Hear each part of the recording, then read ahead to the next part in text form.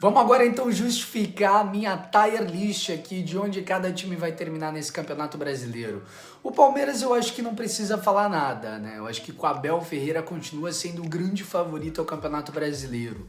Fluminense coloquei aqui nos favoritos também, porque eu acredito que com a chegada do Marcelo, com a chegada do próprio Lelê, que jogou muito bem no Volta Redonda, eu acho que o Fluminense já tinha trazido o Keno também, o Guga para lateral direito, eu acho que é uma opção boa para o banco. Eu acho que com o Diniz, esse time começando a se entrosar ainda mais, ainda tem a possibilidade de trazer o Arthur, tem uma grande possibilidade de brigar até o final pelo título do Campeonato Brasileiro.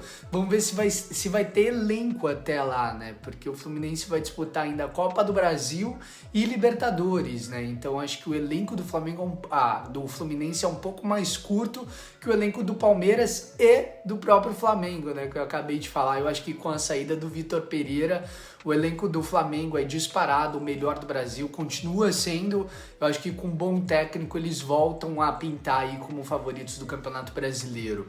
Agora vamos para Libertadores aqui, ó. Tem Inter, Corinthians, Atlético Mineiro e Atlético Paranaense. Apesar de eu achar que daria pra, qualquer um desses aqui poderia estar nessa parte mais abaixo ali de meio de tabela, mas eu acho que são times que têm jogadores diferentes ali. Tem o Corinthians, que tem o Renato Augusto, né, que apesar de estar um pouco mais velho já tem sentido algumas lesões nessa temporada, é um jogador sempre muito diferente e pode decidir, né? Roger Guedes vem numa temporada boa já também, o Yuri Alberto, então eu acho que o Corinthians ele pinta aí como um dos favoritos a brigar por uma vaga na Libertadores. Atlético Paranaense, né? Eu acho que o Atlético Paranaense está sempre beliscando essa vaga ali, ainda mais com eles tendo conseguido segurar o elenco do ano passado. Eu acho que o Atlético continua como um dos favoritos à vaga. Coloquei o Inter também, porque eu acho que o time do Inter é bem interessante. Eu acho que com o Mano ainda vai empurrando ali, brigando por uma vaga na Libertadores, mas eu acho que esse elenco com outro técnico, um técnico um pouco mais ofensivo, que pense o futebol um pouco diferente, pode ser interessante, porque o Inter tem boas peças, né? O Inter tem um Alan Patrick, tem um ataque muito bom, então eu acho que se bem trabalhado, eu acho que o Inter pode sim brigar por uma vaga direta na Libertadores. Coloquei também o Atlético Mineiro, que apesar de estar cambaleando aí, eu acho que é um time bastante interessante.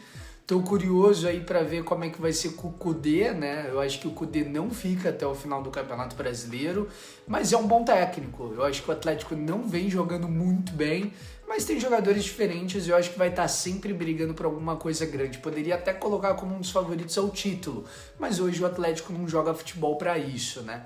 E esse meio de tabela aqui em cima, eu acho que é muita coisa. É um meio de tabela que poderia estar ali embaixo brigando para não cair, e um meio de tabela que poderia estar brigando por uma pré-Libertadores ali. Eu acho que eu colocaria o próprio Vasco brigando por uma pré-Libertadores ali. Eu acho que o Vasco não vai brigar para não cair. Eu poderia colocar o Botafogo, eu acho que é um time ali com a SAF, eu acho que tem uma estrutura muito boa para brigar por uma pré-Libertadores. E se o Textor continuar investindo e trazer mais umas duas peças ali no meio de ano, pode ser bastante interessante, né? Segundo os nomes que o Botafogo vem especulando no mercado também. Acho que o Fortaleza a mesma coisa, apesar do grande trabalho do Vojvoda no ano passado, eu acho que o campeonato esse ano está um pouco mais competitivo, então eu tô curioso para ver. Mas eu acho que o Fortaleza, com esse elenco que tem, com a estrutura que eles têm montando e com o Vojvoda, é sempre um time muito interessante ali para brigar por uma vaga na pré-Libertadores e quem sabe até numa Libertadores direto, né? Coloquei o América Mineiro ali também, porque eu acho que o América é um time que está nesse mesmo caminho do Fortaleza, se estruturando, montando uma equipe consistente ali, com um trabalho um pouco mais longevo ali do Wagner Mancini, né? Eu acho que ele continua nessa temporada inteira, porque eu acho que o América não vai sofrer tanto assim nesse Campeonato Brasileiro. Então eu acho que é um time que pode também brigar por uma pré-Libertadores e meio de tabela ali. São Paulo, e a mesma coisa do Grêmio, né? Eu ia falar de São Paulo, mas tem o Grêmio também. Apesar de eu achar que o Grêmio vai brigar por uma pré-Libertadores, eu fico curioso para ver esse time a longo prazo.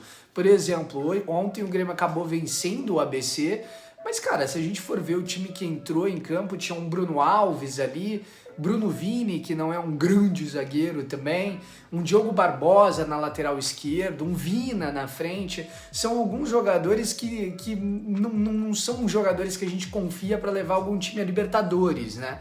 Mas, ao mesmo tempo, o Grêmio tem um Carvalho, o Grêmio tem um Soares, né? O Grêmio tem um Jeromel e um Kahneman na zaga, que é sempre muito interessante.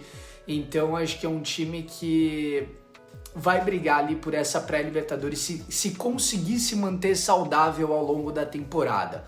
São Paulo acho que é um meio de tabela para baixo, é a mesma coisa do Bragantino. Acho que o Bragantino, apesar de ter se reforçado nessa janela, eu não acredito que o time seja tão competitivo assim como foi em outras temporadas, não no ano passado, mas em outra temporada.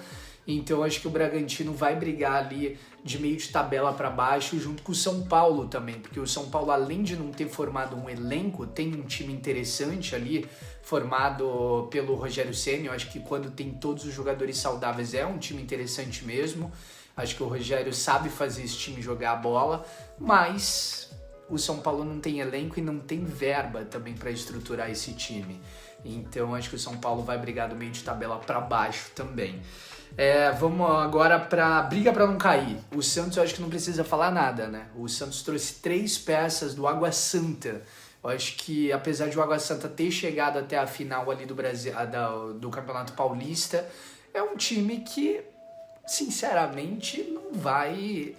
É um time que chegou na final do Paulista ali, porque consequência ali, passou nos pênaltis pelo Bragantino, passou nos pênaltis pelo São Paulo, né? Um São Paulo que fez um bom jogo contra o Água Santa, o Bragantino que saiu na frente também, teve aquela falha do Cleiton.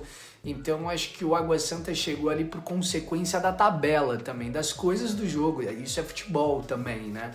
Mas eu acho que esse time do Santos é bastante mediano, assim, é mais um ano apostando em medalhões e em jovens da base, assim, eu acho que uma hora isso vai pesar. Cruzeiro, eu acho que se reforçou com muitos destaques da Série B e para uma competição competitiva como vai ser o Brasileiro esse ano, eu acho que a longo prazo isso pode pesar. E o Ronaldo já deixou claro que não vai investir, não vai fazer grandes loucuras para se manter na briga por algo maior, mas eu acho que o Cruzeiro não cai, mas vai estar ali nessa briga de meio de tabela para baixo também, brigando para não cair. Curitiba, eu acho que é a mesma coisa. Eu acho que os reforços do Curitiba foram jogadores... Cara, são jogadores, por exemplo, a gente vê o Curitiba contratando jogadores de fora, né, do futebol sul-americano, e geralmente são jogadores que não são destaques no futebol sul-americano. E as contratações nacionais a mesma coisa, são jogadores que acabam se destacando em Série B também. A gente poderia usar essa coisa do exemplo do próprio Cruzeiro, né? Se a gente for ver o Bruno Gomes, que foi praticamente dispensado do Vasco e do Internacional, é titular absoluto do Curitiba. Talvez não absoluto, mas é um titular ali. O Bahia, eu acho que o Bahia, eu coloquei aqui briga para não cair, mas eu acho que o Bahia não cai. Eu acho que o Grupo City não vai deixar isso acontecer. Eles estão entendendo ainda o futebol brasileiro e eu acho que o Grupo City não vai deixar o Bahia cair.